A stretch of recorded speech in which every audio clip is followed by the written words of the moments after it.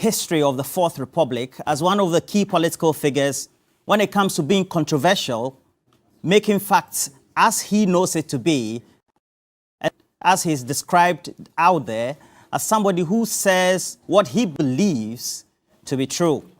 We have Ken Ohene Agyapong. He currently is a member of parliament for Assin Central, but now wants to become the presidential candidate of the ruling party, the MPP. Good morning. Thank you for joining us. Good morning. You're welcome. Yeah. You're known to be a very controversial figure. I remember the first time I really noticed you was when you did an interview with Time with David Ampofo. You remember those days? Yeah, very well. And that was back in 2007. I'll try and go into the archives and get a sneak peek of how young you were then. But what would you say your political trajectory has been so far? Well, it's been ups and downs. Because some of you will describe me as controversial. Some will say he's forthright. Some will say he's what? You know, all kinds of names. But it's not been easy, but I always get vindicated in the long run. So I'm okay. All right. We'll get into your main vision for which you want to run to become the presidential candidate. But let's try and clear some of the nitty-gritty, some of the controversial issues first. I do know that you're cast in the mode of Nana Addo Dankwa Akufo-Addo, the president, as somebody who is controversial, as somebody who wants to be given the authority to make sure that you stamp your authority on all issues. There is the fear that you become more like the president. Talks a lot and then does little. That's an interesting question. I'm surprised you coming up with an issue like this. At least what I've done in this country will tell you that I just don't talk. I believe in whatever I say, and whatever I do, I have examples to give you. I'm completely different from anybody, and I'm not going to compare myself to anybody. It's Ken Agyapong. What Ken Agyapong believes in or what Ken Agyapong stands for. And if you are comparing me to President Akufo-Addo, that you claim he talks and does little, at least in this country, Ghanaians are aware that Ken Agyapong, whatever he says, he does it. I've created a lot of businesses in this country. I have done a lot of good things to Ghanaians. Typical example is the 37 military hospital, where I'm building the cardio center. Some doubting Thomases have said that, oh, it's not possible. How can a Ghanaian commit $6 million to do a project like this? I like such challenges. So today, the question you put before me, it rather motivates me to do more, to prove you wrong. So I'm different. You're different. We're also and I always turn my negatives to be positive. Well, we'll talk about some of your negatives too. What we know, and then also what the ordinary Ghanaian seem to think of you. Right. Now, I want to play an insert for you. Go ahead. And it's on Ahmed Swale. Go ahead. You know definitely I'll ask you that question. I don't have a problem. Harry, get me that insert. I am very dangerous. What in Madina haya? We share maybe I'm a panasu or buy a premises I am say. Me. Mumuno, near baby amitia. Because a bat. Sa Ahmed no. Mun show more pictures in the area. Somebody picture and children. When you are almost watching Madina, yes. Ayini, boy, no, Ahmed, no. When a friend Ahmed, the picture back, I'm fan to Sunan Yakis. God, good. The picture back, what in Madina, what back premises of a muno. So, as you can see, rolling on the screen. This is a boy, or a bad boy. Your exposure of this gentleman to the Ghanaian public killed him. That's the accusation. See, with all due respect to you journalists in this country, about 80%, 90%, you are the people going to destroy this country. How so? Yeah, because you misconstrue people's ideas. Whatever the person puts out there, the import of what the person puts out there, you never even analyze it. You only take just a second of a statement made out of the whole statement, let's say 8 minutes. You take about 30 seconds. What were you trying to describe in that video? Yeah. And I still maintain it because I will not come here today and tell you that I want to be president and therefore what is the truth? I'll say is not the truth. It is. He's a bad guy, or he was. And let me tell you, if you don't have the evidence, Anas used them. How did he use him? Good.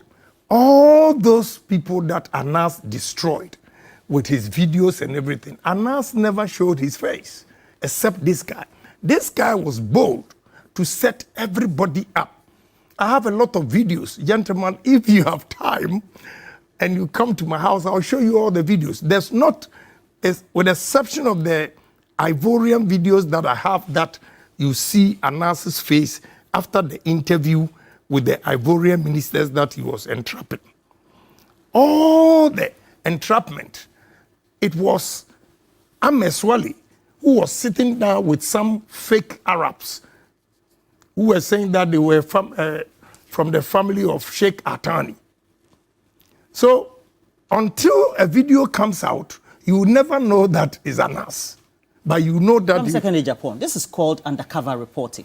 And undercover reporting, sometimes there are simulations that are undertaken to make sure you test the character of the person. To get the best out of the person, try to make a conclusion and a story. It's not wrong. But you say undercover. It has given you the image that you don't love journalists. I don't care. You discriminate against journalists, even though you employ some. I employ people like you. And how would I say, would you say that I don't like them? Not when you issue threats to them. How do I issue threats? You think you are the only human being who have blood in you because you're a journalist? I'm afraid I don't believe in that. Because this man, if you know the number of people that have been killed, if you know the number of people that have lost their jobs, we have to be fair to all those families that Anas and Ameswali set them up. You see, you didn't let me finish. It was Ameswali. You are talking about undercover. Yes, undercover. Undercover. Undercover. So why didn't he, Ameswali, also cover himself? Because he it's was undercover. there. No, you are saying undercover, but Ameswali was there physically. Call Kwesi Nyantechi, he will tell you. Call Edubuahin, he will tell you. Call these ministers. So why did you expose a gentleman to the Ghanaian public? Ultimately, the accusation is that it got him killed. How did he get him killed? His own deeds killed him, not me. All right. What I said was that the first video I showed, you see why I have a problem with some journalists and you think I don't have it. There are a series of videos. You've taken only this one. The first one, when I mentioned Ameswali, my workers came to me, oh, Honorable, you don't know this guy. This guy has been here for school fees. You gave him 1,500 cedis to go and pay his school fees. And I said, I don't know him. So they said, oh, he has been coming here all the time. So the first video, then I said, this guy is a bad guy. If he comes here, beat him up. Because he's going to set me up. He's going to set Kansas City up. And my toil. You said it on live TV. Yes. You brought the gentleman's life in danger. How did he as a result of that? What about Kwesi Nyantechi's He was shot. What about Kwesi Nyantechi? His own deeds. His own deeds. So that's your conclusion? His own deeds caused his death, not me. You also had defamatory actions undertaken in the U.S. court in Virginia, if I'm right, against Kevin Taylor. You know Kevin Taylor very well. Yes. Yeah. And the judgment did say it is undisputed that Agyapong is a public figure and Taylor's sentiments were made regarding matters of public concern. Right. It does indicate that if you plead the Fifth Amendment in the United States of America, you're a public figure, you should not be afraid of scrutiny. Why is it that when Ghanaian journalists are probing, asking questions that lead to scrutiny and governance, you seem to have a problem with it? How do I have a problem if you are coming out with sensible questions and the truth?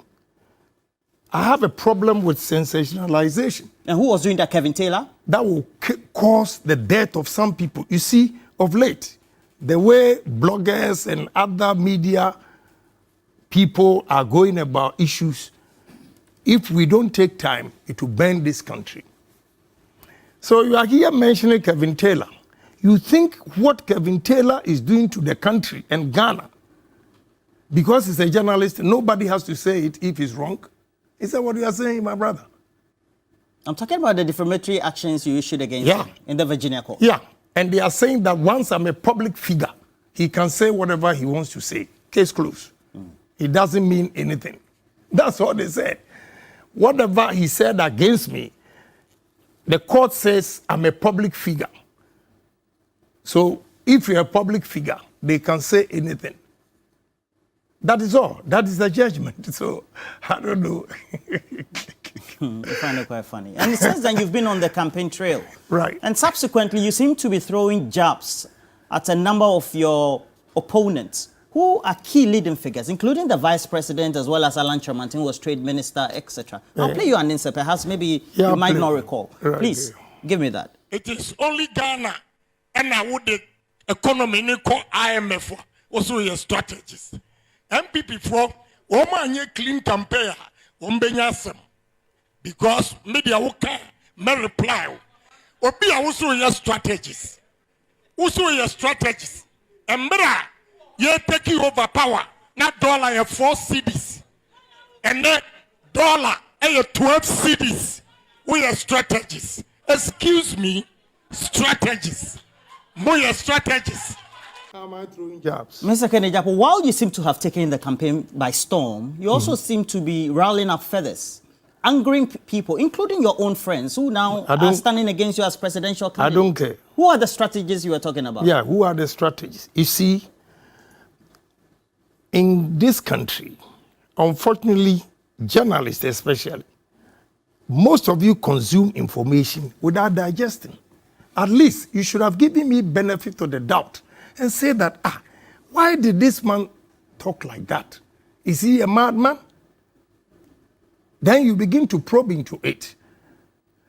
I specifically said, must say, more strategies. It means something has happened. But you never bother to check what has happened. That is the problem. You see, when I come out like this, then you say I don't like journalists.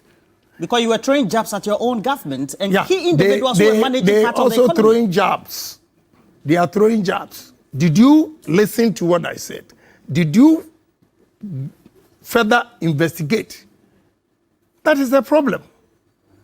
If somebody goes there to say that we don't want a candidate who will come and tell you, I have built this for 37 military hospital.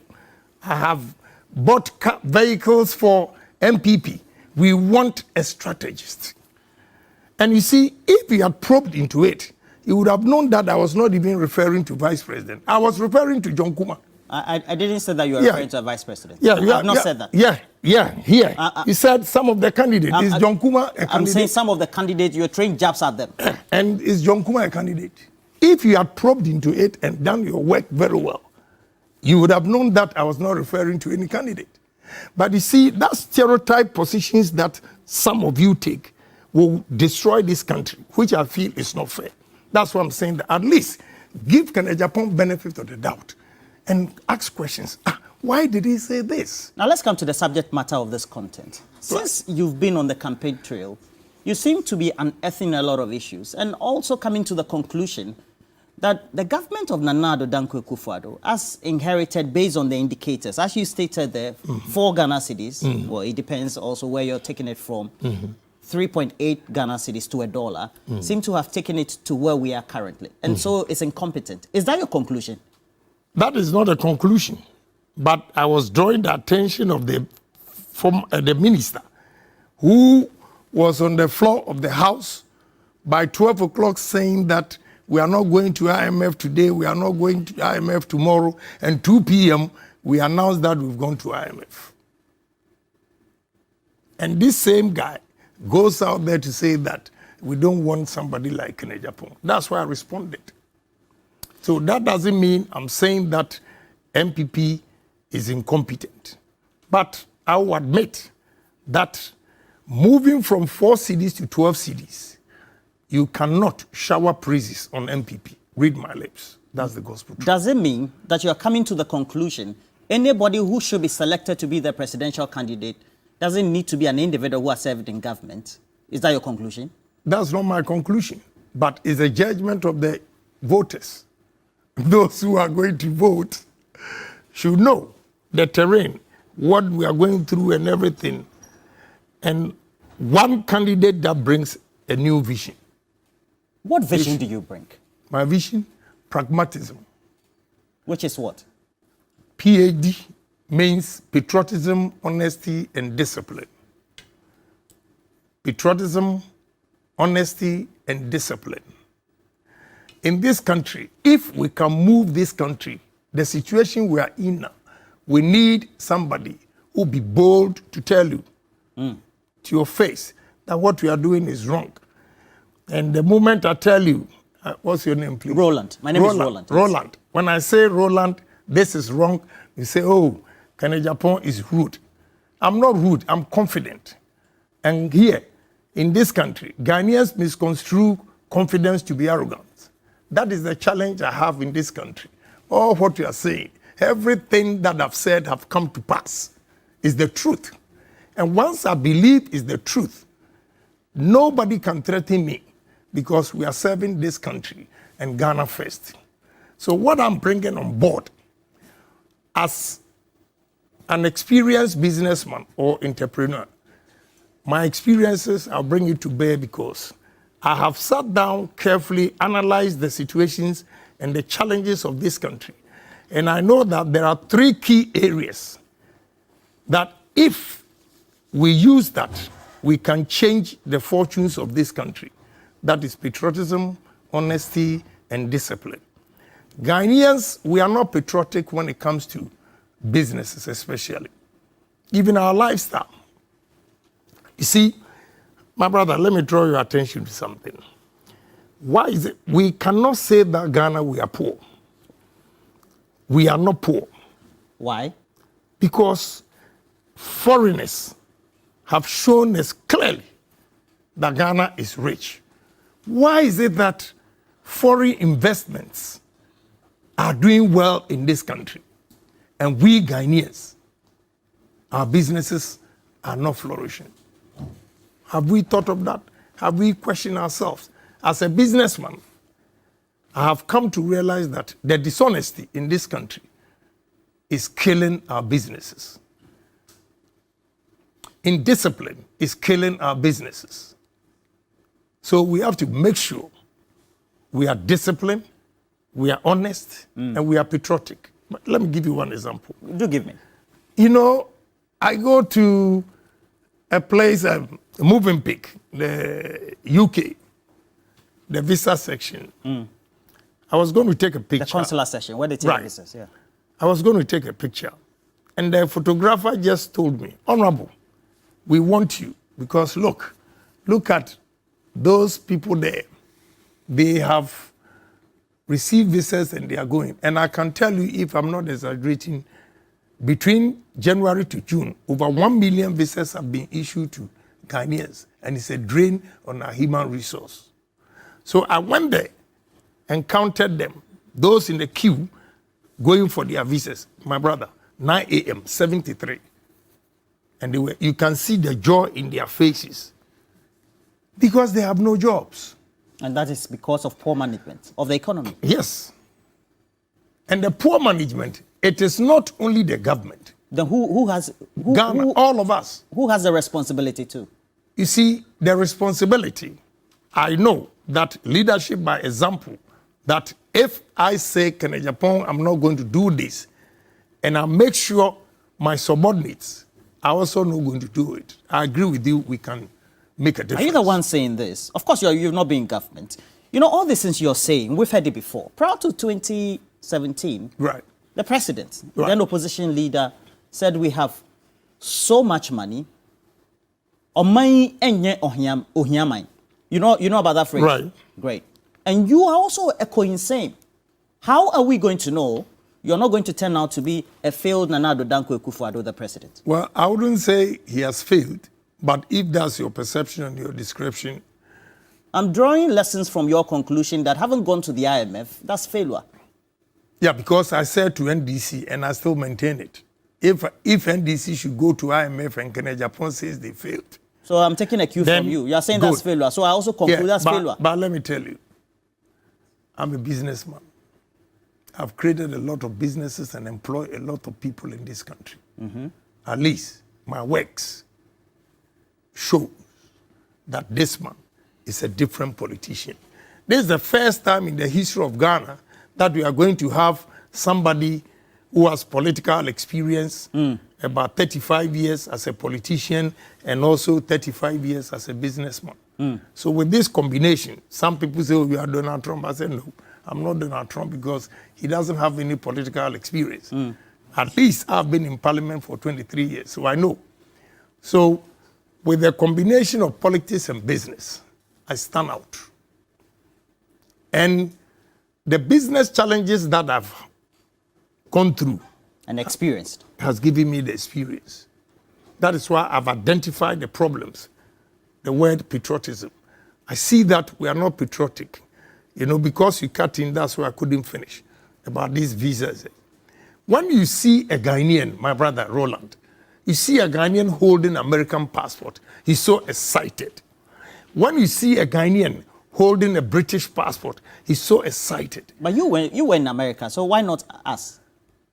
I did not, never, check your records, change my identity. I had a green card. I gave it up. But I never took American passport because I cherish Ghanaian passport. Because you have a certain vision. Now, let me ask you. It's good that you're bringing all these things about honesty, patriotism, and discipline. It also means that we need these values to be able to manage the resources we have, the gold, the things that, you know, the reality is just being in business alone, creating a steel factory, having a chain of co-stores and other business chains, somebody will say, who is an astute economist, for example, will conclude, that is not enough to rule a whole country like ours, to take us from where we are to the top. So what about the person who has not even created 1,000 jobs, that he is fit? Who are you referring to? Dr. Mahmoud Bawumia or Alan Temati? Everybody, including NDC, all politicians. None of the politicians in this country have created employment more than me. Both NDC, CPP, everybody. So if those who could not even create 500 jobs, you see them or you perceive them as capable of ruling this country, how much more an individual who has over 7,000 workers in this country? And you are saying that that is not enough. I'm asking a question. I disagree. I haven't made that conclusion. I disagree with that. I disagree with that. And again, I've told you, at least I've been a member of parliament for 23 years. Next year will be 24. 6 consecutive terms in parliament. You see, I cut across business and politics. So give me opportunity and you see what I can do for this country. Well, at the end of the day, you first have to convince the delegates of the MPP first. Yes. One of the things that they seem also to be criticizing the Akufo-Addo-led government for is that you are one key person. And I remember, if you look at all the scenes, that very day in 2007, when we had the 17 people, ultimately the second round, and then we had that final acceptance speech, you were behind Nana Addo Dankwa Akufo-Addo. Yes. All this while, you'd been his right arm. Right. He's been taking us for a ride all this while. You never advised him. You had all these great ideas. Why? You see, my brother, it's a very good question you've asked. If there's a Akan language that was usikeswa wasimswa. Akan adage. Right, adage. The usikeswa wasimswa. That is, it means when you don't have enough money, whatever you say, people don't pay you no mind. But back to your question, you see, you can advise, and they can choose to take or leave it. Are you saying you advised Nana Addo Dankwa Akufo-Addo, the president, he never took it? Not Nana Addo personally, but at least the ministers that come before me, committee levels, I've served several committees, and I always give suggestions, the way to move this country. Starting from Honorable Kwashige's time, when I was a Greek minister, committee member, I gave them 2 proposals. For a third one, he agreed. First one, We did experiment. My company called Supercare, we took yam to Holland and did experiment. They realized the starch content in yam is the same as potatoes. And in Holland and all European countries, America, and they store yam potatoes for 8 months. So they are saying that we can store yam for 8 months. I gave them the technology. It's just simple blowers like this room, and you put the blowers like air conditioning, but it's not as cold as air conditioning.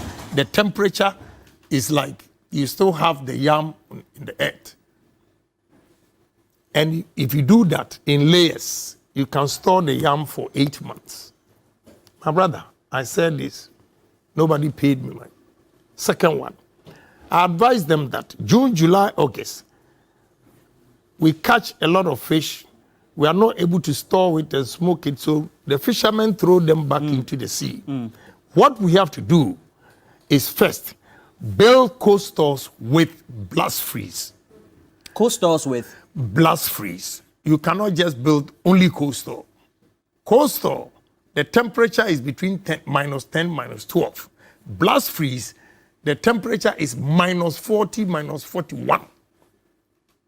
So let's build cold stores with blast freeze so that when you blast freeze it at -40, 41 degrees for 24 hours, then you move it into the cold store, -10, -12.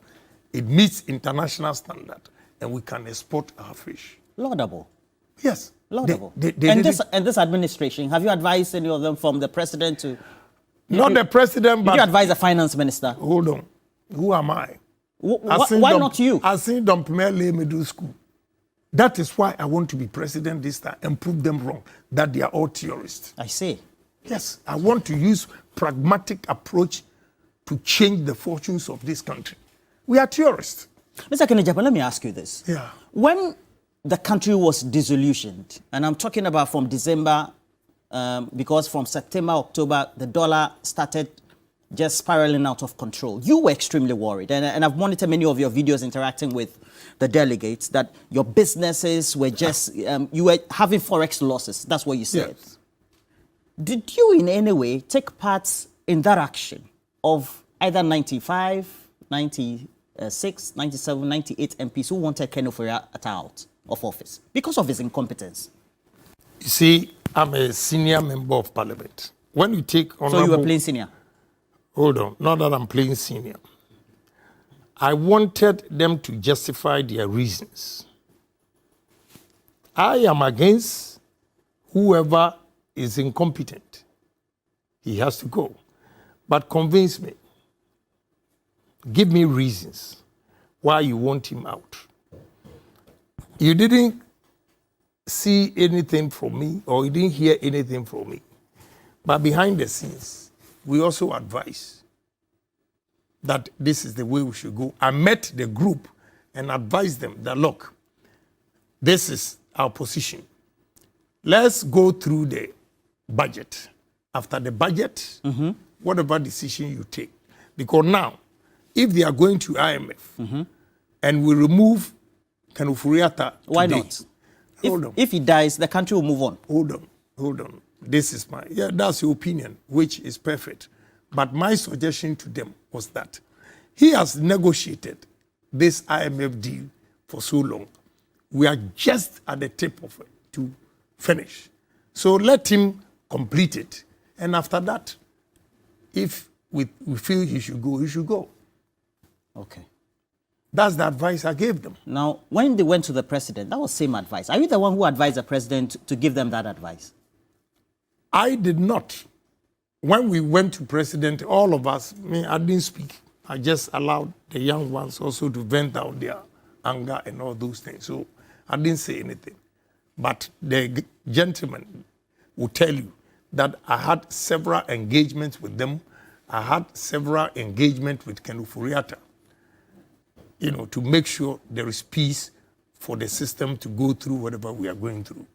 And that's what a good leader should do. So that's my position. And that is what I did. Not that I kept quiet. But, You see, when we first went to Parliament, you know, the exuberance, the youthful exuberance. My brother, now I'm 63. Yeah. You have to take it easy. Exactly. So sometimes I allow the young ones also to do their own thing, because through that they will have experience. And a time will come that when they are doing certain things, they will stay away. You've been going round constituency by constituency. Indeed, your messages seem to be permeating the minds and the thoughts of even those who are outside your party. You've been focusing all your communication of your vision on tourism, agriculture, etc. Technology, engineering. What have you seen across the country that makes you draw the conclusion that you can take a certain region, whether it's Bono or Volta or Ashanti, and then you can use the resources there to transform Ghana? And what sort of resources and in what way would they be? Thank you very much for the question. You know, politics is destroying this country. Politics will polarize the system, which is not good for us. You know why I'm saying that? You know, going round, I've had the opportunity to go around the whole, about 13 regions. You went to 13 regions? Yes, already. For a man of 60... Yeah. 60 what? 62? 3. Hey, you're strong, man. 13 regions, thank you. And when I got to Volta region, I was shocked. What we can do in Volta region, you have no idea. The land, the water bodies. My brother, let me tell you. Tell me. We have, myself, my partner, we have a cassava starch factory at Agyapong that we, Prime Chief, gave us 125,000 acres land. We've cultivated 30,000 acres of cassava, and we are producing 300 tons starch at Agyapong.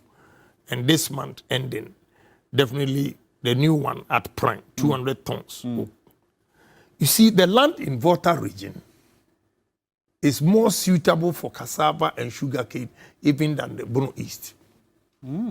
Yeah, I see this land and I'm shivering. Saying, what? Do we have leaders in this country? Including NDC, MPB. I've been joking with my... Why are you trying to equalize? You're going for an MPP primary. You're mentioning NDC. Let me finish. Volta region is dominated by NDC MPs. Okay. So when I went back there, I called my friends from Volta and I said, you know what? When I win, I'll put all of you on the table and lash you. Because the gift God has given to you, and you are not using this. Even yesterday at the committee, when I heard the lady was interviewing this, we took the decision yesterday on the ECOWAS. No, I'll ask you that. Then, the Constitution and Legal Committee, the ranking member is from Adaglu. And I told him, my brother, you are sitting on gold, not this galamsey thing. The land you mean Roxanne Nelson Dahamapo or who? Yeah. The land you have, the water bodies, if we do irrigation, 5 northern regions, Afram Plains, Accra Plains, plus Volta region, can feed the whole Africa. Yeah, I mean it. Are you sure? Yes. We heard all this from Nanado before 2017. Let me tell you something.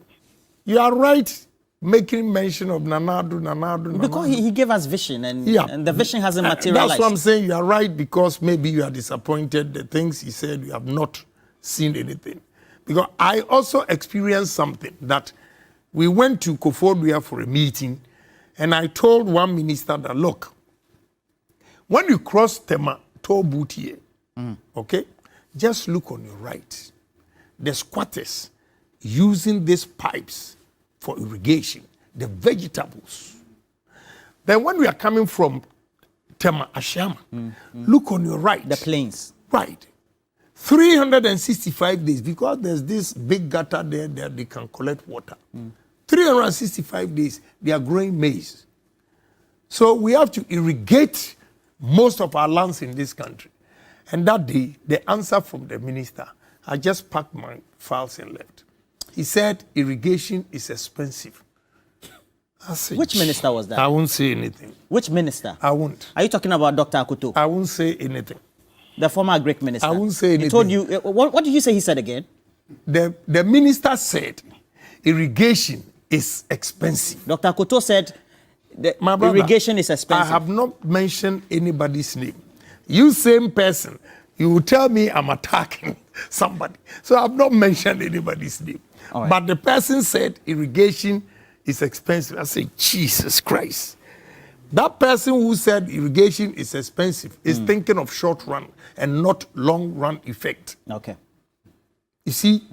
So, my brother, if I have 125,000 acres and I've cleared 30,000 acres, and you say I cannot, let's go to the north. You know, one simple thing, they call something tama, they share not the fruits.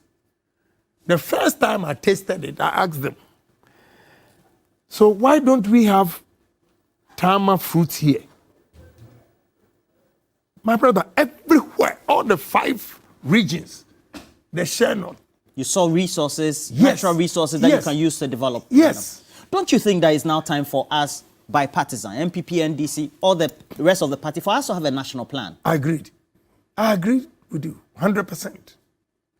You know, initially I said politics has polarized the system. That's what I meant. So we need bipartisan. But this bipartisan, I don't need myopic thinkers. Read my lips. You mean those you are contesting with, their myopic? No, you said bipartisan. And I'm saying that, yes, we need bipartisan. Meaning NDC, MPP, CPP, anybody who has the nation at heart should come on board. But I, Agyapong, if I'm the president, I don't want any myopic thinkers. Because I dream big, and we have to move this country. Time is not on our side. So don't come and tell me, Nyamibeye, God will do what God will do. God has given us brains. He has created us a superior being over all his creations. And therefore, I think we need big dreamers, thinkers, that can move this country. And loyalty is key. People who love this country, people who will not take Ghana resources outside to another country. If you do an analysis of the telecommunications sector, you even take banking. After Ken Ofori-Atta collapsed the banks, and then we have the telecommunications sector now dominated by foreigners instead of Ghanaian-owned entrepreneurs or shareholders. It has put us at risk. I have heard you many commentary before today wail over or cry over this present situation. How do we remedy that? Asia Miracle. Which is what? Asia Miracle, what they did with Hyundai, Sanyo, and all those, what they did was that they identified businessmen who are into business and having challenges. They called them to a table, round table, and asked of their challenges and decided to help them. And the help they gave, whatever amount of money that the government gave to them, especially Korea, they took shares. The government became a shareholder in the business. So now you can call it PPP. What? PPP. Which is what? Private-public partnership. Okay? But here, the PPP doesn't work because government does not go into contract or agreement with the investors and say that we are taking shares. Whatever money that we are giving, we are taking shares. You take shares to have control so that they will not misuse the money. That kind of discipline is what we need. To transform. Yeah, to transform. The Asia Miracle. And that is what I believe in. That Asia Miracle. Whatever we do in this country, we cannot allow only foreigners to have money. It's dangerous to the survival of our economy. So we need to promote Ghanaian business. But my brother, let me tell you the truth. We are also our own enemies. How so? Yeah, because of dishonesty. I see. I can tell you, if you like, go and check Commercial Bank, Exim Bank, the amount of money that has been given to these Ghanaian businesses for one district, one factory. Go and check. When you do that, do you expect any government to come back and give you money again. Okay. Even when we started Parliament, they had something like Japanese grant. The JICA one. Right. They didn't pay the money. They didn't have any companies. So that is why I'm saying that we are our own enemies. That is why I'm preaching patriotism, honesty, and discipline. Anybody, the Asia Miracle, let me explain it well to you. When they give you money, the money will not be handed over to you. But if you want equipment to boost your company, you give them the source of the... Like the way the Chinese do, for Right. example. Then they'll send the money directly to the company. So when you give them 3 months, that the materials or machines will arrive in 3 months. The 4th month, they'll be there to inspect if the machines are in. If you give them excuse, then they'll give you another, if you say 3 months, they'll give you another 4 months. The 4th month, if they come and you have not done it, or you've not received it, they took the whole thing from you and give it to another person. That instilled discipline in those entrepreneurs. You know my conclusion. You seem to be a man of principle. You know what to do, etc. But you were there. Your colleague, Cecilia Bernadapa, was keeping stash of US dollars, euro, while abochis at airports were being arrested through the Bank of Ghana, etc. Why is it that you don't advise your colleagues to do what you do? How would I advise my colleagues if I don't know that he has this money there? My brother, how would you advise? They look a picture of innocence and they pretend they don't even have a dime. So how would I know that he has touched this amount of money for me to advise her or him? I'm not capable. And I don't have any information. And you see, right from onset when we started, you kept mentioning, you have this, you have that. And because of my honesty, a lot of people will keep all these things from me because they say Agyapong is a loud mouth. Whatever he sees, he can't keep it. So such a person, will you even go and tell him that you have $100,000? So I'm not in a position to know what... When this became big news, the Cecilia Dapa Gate, Right. or the scandal, Right. when you were on the tour, what did you make of it? As an experienced legislator, an experienced politician, and a businessman? You see, whether we like it or not, it's going to affect MPP. I'll speak the truth. I'm fair. When Victoria Hammer mentioned that if she makes $1 million, she's going to do A, B, C, D. Look at how Ghanaians chastised her. So the one who just said, if I get, and the one who has it. So it's a big problem. We cannot run away from it. We cannot. I'm telling you the truth. Whatever they're watching and listening, I know there'll be backlash, but God knows I've spoken Perhaps the truth. it will not affect MPP if you are elected. Yes. Okay. Now, you are a member of the Defense and Interior Committee. Right. Why have you decided to side with the executive, to send our innocent troops to go and so-called restore democracy in Niger? You see, you use our so-called. No, such words are harsh. Coming from you, that's a novelty. No, it's But you not. use harsher words. It's not. It's not. You see, when I use such words, it means I'm reciprocating action. Are you reciprocating action? No, I'm just quoting. Yes. You know, yesterday we sat on it. My brother, the security of this country is very, very important. If we make a mistake and we allow coup d'etats all over West Africa, tomorrow it will be me and you. And the first thing, 1, 2 of us will go to jail first before anybody. 1, they'll dissolve. The word is dissolve parliament. They will arrest journalists. Check all the coups. You see, So the security of this country is very, very important. And no matter the amount of money, prevention is better than cure. Prevention will not cost you as much as you are curing it. There's Boko. We never quell the insecurity there. We're going to Niger. You see, we have obligation as ECOWAS members. And you cannot run away from it. We have obligation because, in fact, the second most important country in West Africa is Ghana. I've been an ECOWAS member before.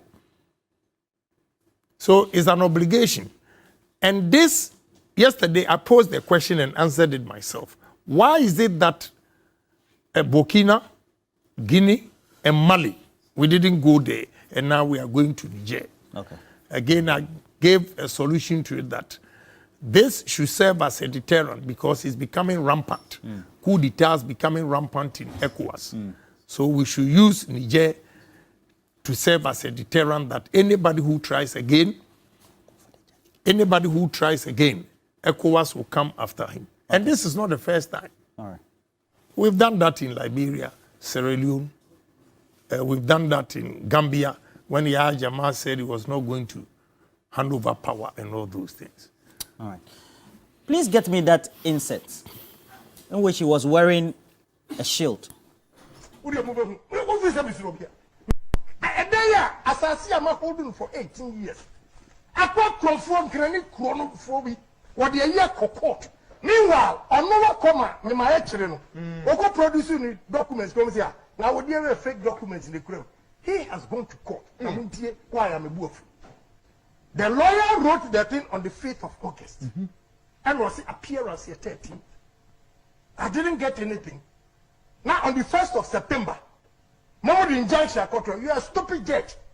I will face you. You are a stupid judge. Who persuaded you? You are a stupid judge. Yes. 18 years that I've had the land. Wow. Mr. Agyapong, yes. I can imagine you being president, threatening the judge, and you threaten the judge, not even yet a president. Why are you threatening judges? Journalists, judges? Are everybody? you saying that if you are a judge, it means you have 100% judgment and you are right and you can do anything? Is that what you are saying? You keep saying journalists, do the right thing. Do the right thing and nobody will mention your name. Am I saying every journalist? I say some journalists. But you lump all of you together and say journalists. You see, with all due respect, judges don't have absolute control. There should be checks and balances. If you listen to the import of what I am saying, if not because I'm angry, and I know you the way you are asking questions, if you go through this dilemma, you do worse things than what you've shown to me. I've owned this land for 18 years. Let me tell you, there's a Lebanese guy called Kamoni. I was in Kumasi, this particular land. I've walled it. There was a building on it. I didn't like it and I demolished it. So I asked a guy to stay there. He's been there for the past 12 years. Could you believe that I was in Kumasi and the Kamoni and some soldiers, they were wearing military uniform, whatever, they went there. When they went there, the guy on the land said, no, the land doesn't belong to them. It belongs to Honorable Agyapong. Let me call him. He called. And I said, let me talk to him. He refused to talk to me. So I came back. And they brought land guards there. I went there. And when the land guards saw me, said, oh no, this man is a nice man. We can't do that. They have sold the land to him for $1 million. And so you have to insult the judge? Hold on. Now I'm coming. I'm giving you background. So this case over. Then another group also goes out there. You see the loopholes in our system, the law, we have to change it, some of them. You cannot say that I go to court and report that you have done this. And no investigation, nothing. You go and stop me from what I'm doing. Please. Are you saying they are judges and they are 100% right? So that's why you insulted the judge? Yes. Because 18 years. Nobody even called me to say anything. And you know what they do? It is not even the judge. That's why I apologize to him. Okay. The judge will give the orders. The bailiffs, instead of giving the thing to me, they will not. They will delay, and go back to the court to tell the judge that we didn't see him, we didn't do that. Then finally, they go and put it there. So when I went through it after my anger and everything, I went there. Then I realized the bailiffs are in connivance with those people who want to take the land. Okay. You see, but... So you retracted? Yeah, I apologized to him when I realized it was coming from the bailiffs and the... All right. Hold your fire. I see that you are pumped up. Don't worry. No, I'm cool. Please play the next insert. I'm cool. And Dr. Mwakuba, listen to me here. Me, I don't like people like that, honestly. I have vowed not to insult. I can never blast the beer. Agyapong. Chief of staff called me. I went there. Said, now this is what she's saying. I swear my mother's grave.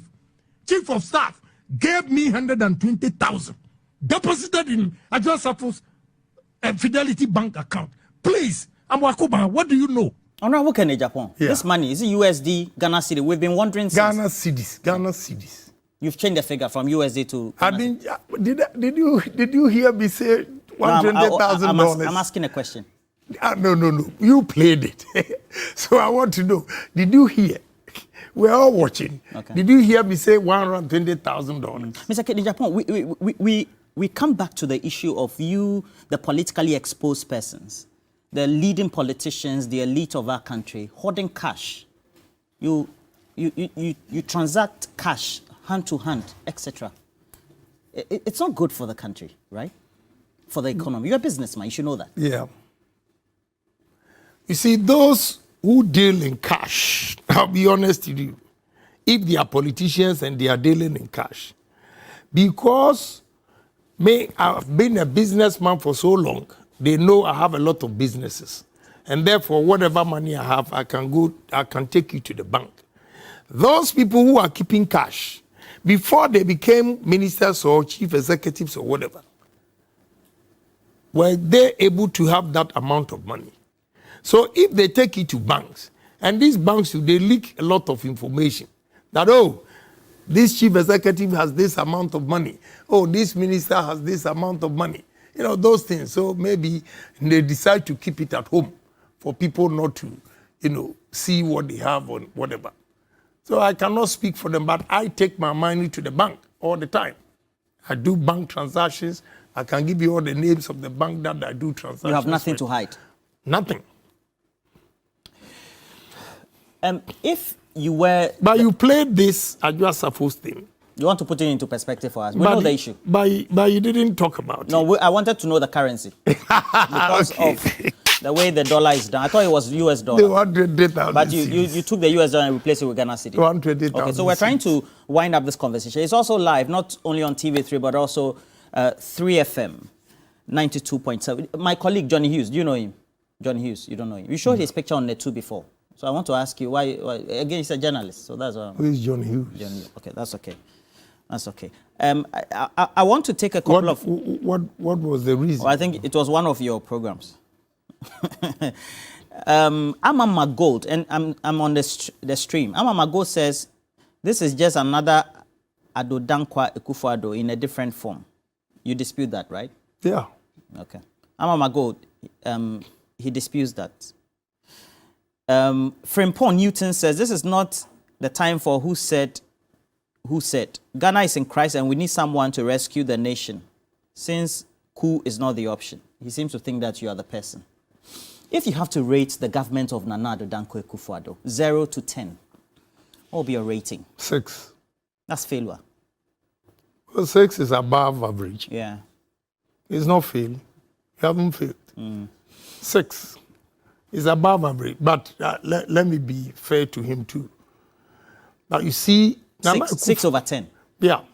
That's okay. It doesn't need explanation. That's okay. No, but let me... No explanation. Let's move on. Don't worry. I wanted to tell you something. My colleague, John Hughes, please put his picture. This man, you showed him on Net 2. You remember? You don't, eh? I don't remember. Okay. I'm sure he'll forgive you. Johnny, please forgive him. Now, No, I showed his picture that he did what? it was one of your programs. It was one of your programs. Now. Okay. So, Money says, I should ask you, why is it that, why have you not supplied all street lights you were supposed to supply in your contract? Which entity do you have a contract with? Agyapong. You see, when you do diabolic things like this, and I put you in your right position, then you say Agyapong is rude. Okay. This falsehood. Go to Yoko. I have even supplied the street lights in excess of 2,400. You know why? When the manufacturers are shipping because there can be breakages, they give you extra. And once it's in the name of Ministry of Energy, you can't take it out. So if you are fortunate and not even one gets broken. Did he do the supply, sir? Of course, yes. Okay. And they owe me. How much do they owe you? Minister, I won't tell you, but Minister of Energy owes me if I didn't do the supply. Does it mean that you make your money largely from government procurement or contracts? I have a lot of businesses. My brother, let me tell you. That's a very vague response, Mr. Agyapong. Look, even rent alone in this country, I make over $800,000 rent a month. $800,000 rent a month after withholding taxes. So now that I'm not doing any contract, am I not Agyapong? So please, these kind of things. You made comments before for which you were taken to the police that guns and airways, they should be, is it clubbed or beaten or killed? Explain that incident to me. Thank you. That's the treason. Let me tell you. Honorable Eslausu, Honorable Abujinapo, and there's one gentleman called Muhammad at Abosokan area there. They went to Neil Lante's Vanderpoy's constituency and they were beaten. The next day, they went to all Kantamanto Akan shops. Dominator shops. Yeah, dominator shop and looted. Then, what broke the camel's back was a gentleman today, I can mention his name because he's no more with Kokobot. He's called Solomon. He used to work at Kokobot. So Solomon from Nkonya came with 4 other guys, there were 5, to my house. That the chiefs in Nkonya and Biakuye beat the gongon and asked miners to go and register to vote. And they resisted, and they are beating MPP people in Volta region. So Solomon came to my house. I was in Tema. All these things, I said it in Tema, not the studio. So when he gave me the information, I said, let me call Oman FM for you so that you can put it on there. Then he said, please, I want you to speak on my behalf because I work at Kokobot. If they hear my voice today, they'll sack me from Kokobot. That's Professor Mills' time. So whatever I said was what Solomon Donko repeated, told me. Then I added Greater Accra. I said, if you think Greater Accra is your stronghold and you are beating Akans, if you think Volta region is your stronghold and we are beating Akans, then Ashanti region is also our stronghold. If you don't stop, we also beat guns and airways. This is what I said. And within an hour, this media. But you shouldn't have said that. Why not? Because it's a localized issue. Then you make statement that seem to nationalize an issue. You see, you have to be fair to everybody. MPP people are also human beings. MPP, they are human beings. But to tell you that today, if anything happens like that, I will not even say it. Because now you have changed. Not that I've changed, but I've learned you my are lesson. changing. No, I've learned my lesson. Because you want to be president. No, I've learned my lesson because the people that I fought for do not even appreciate. And this has become albatross. If I had died, because if they charge you treason, it's very serious. But when they played the tape in court, severally, they brought Institute of Journalism for them to come and translate it and everything. There was nothing. That is why I was set free. That's your camera. Speak to your delegate. I give you 30 seconds. Right. Appeal to your delegate. Look directly into the camera. Right. The camera there. No, all I can tell my delegates is that it's enough is enough. The theories is enough. Let's give somebody who has pragmatic ideas to move this country. The only solution to our problems is to create employment for the youth of this country. And that is what I stand for. Check my track records. My track records clearly indicates that Agyapong is for the youth. Agyapong is for employment. And anybody who does not work in life has no life. So job. And that is Agyapong. I want to create job opportunities for Ghanaians, businesses, and employ the youth that are coming. When you were in opposition, you said you jail Ibrahim Mahama. You haven't jailed. Somebody said I should ask you. You know, if Ibrahim Mahama, right, the business magnate. Right. Is he your friend? Yeah, he's a friend, but I always speak the truth. If you do something wrong... You've not jailed him? No, let me tell you. The level of dishonesty and our culture, that's why we have to change some of our cultures, the attitude. You know, I took Ibrahim to court. He paid 14 million Ghana cedis. Do you remember? Hey, you are a fine gentleman. You are very intelligent. Don't keep quiet. Do you remember? Make your statement. You know, he was not paying duties on his machines that he was clearing at the port, even on Sundays, because his brother was the president. I challenged him. I gave evidence. And Ibrahim Mahama went to court to pay 14 million. So what have I done to the nation? And he went out there begging. So I'm surprised that President Mahama is saying that I've not been able to jail his brother when they went behind, were big chiefs coming to beg for him. All right. Thank you very much. Thank you for passing. I've enjoyed the interview. I hope that you come the last round before. I don't have a problem. Okay.